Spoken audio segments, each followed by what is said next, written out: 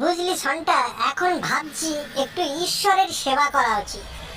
ঈশ্বরের সেবা করলে মন মেজাজ সব কিছু ভালো থাকে এবং অনেক পজিটিভ চিন্তা ভাবনা আসে।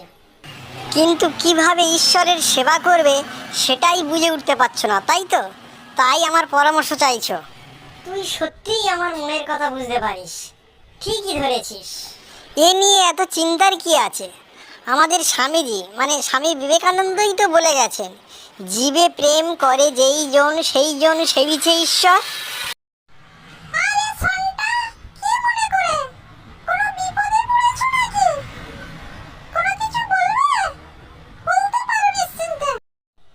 মাসিমা, আমি একটু ঈশ্বরের সেবা করতে চাই, তাই চেষ্টা করছি। বাহ, খুব ভালো কথা, সেটা খুব ভালো কাজ। যদি কোনো সাহায্য লাগে তো বলো, আমি তোমার সাহায্য করব। স্বামীজি বলেছেন, জীবে প্রেম করে যেই জন সেই জন সেবিছে ঈশ্বর। তাই ভাবছি এটা প্রেম করলে কেমন হয়। সে তো অতি উত্তম কথা, প্রেম মানুষকেই তো মহান করে তোলে। কিন্তু প্রেম তো আর একা একা সম্ভব নয়, অন্যের সাহায্য দরকার। তুমি কি আমাকে সেই সাহায্য করবে বলো? পটকাদা, জীবে প্রেম করতে বলেছে যখন, আমাদের একটা কুত্তা আছে, তাকে তুমি প্রেম নিবেদন করে দেখো। ওরে বাস, এ তো ভয়ানক কুত্তা। এই কামড়ালে জলাতঙ্কে নির্ঘাত মৃত্যু। যে কোনো প্রকারেই এর থেকে পালাতে হবে।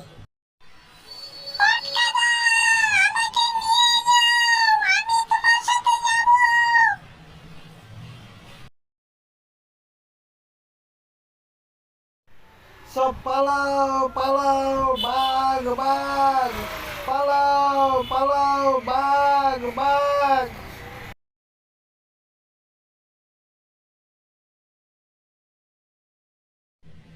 গরুটা এতই খেয়েছে যে মনে হচ্ছে উঠতে পারছে না।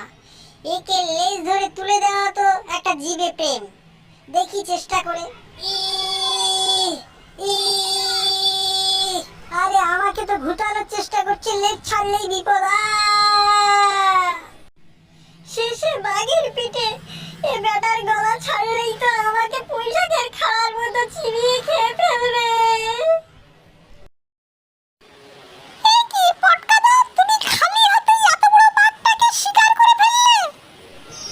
আরে, বাঘটাকে আমি হত্যা করিনি। ও বেটা আমার সাহস আর ক্যালি দেখে ভয়েতে অজ্ঞান হয়ে গেছে। এখন বন দপ্তরকে খবর দে, ওরা ওকে সুস্থ করে জঙ্গলে ছেড়ে দিয়ে আসুক। পটকাদা, তোমার সাহসিকতার জন্য সরকার তোমাকে ব্যাঘ্র বিভূষণ খ্যাতি দিয়ে সম্মান জানাচ্ছে। পটকাদা, তুমি এই চেহারায় এত সাহস পেলে কোথা থেকে? ভাবতে আমার অবাক লাগছে। তোরা কেবল দেখলি সাহসের ব্যাপারটা, আমার ভেতরের ব্যাপারটা বুঝলি না। এই কথা যেন পাঁচ কান করিস না। আসল ব্যাপারটা তাহলে শোন। আসলে গরুটা যখন আমাকে লেজে করে ঘোরাচ্ছিল, আমি ছিটকে গিয়ে বাঘের পিঠে পড়েছিলাম। তখন ভয়ে আতঙ্কে বাঘের গলায় এমন ভাবে জড়িয়ে ধরেছিলাম যে যাতে না ও আমার খেতে পারে। ও বেচারি দম বন্ধ হয়ে লাস্টে অজ্ঞান হয়ে পড়লো আমার হাতের প্রেসারে। ফলে বুঝতে পারছিস, এই পুরস্কারটা সাহসিকতার নয়, এটা ভয়ের জয়। তবে কথাটা পাঁচ কান করে যেন আমার প্রেস্টিজ পাংচার করে দিস না। সবাই যেন বীর পটকাকে চেনে।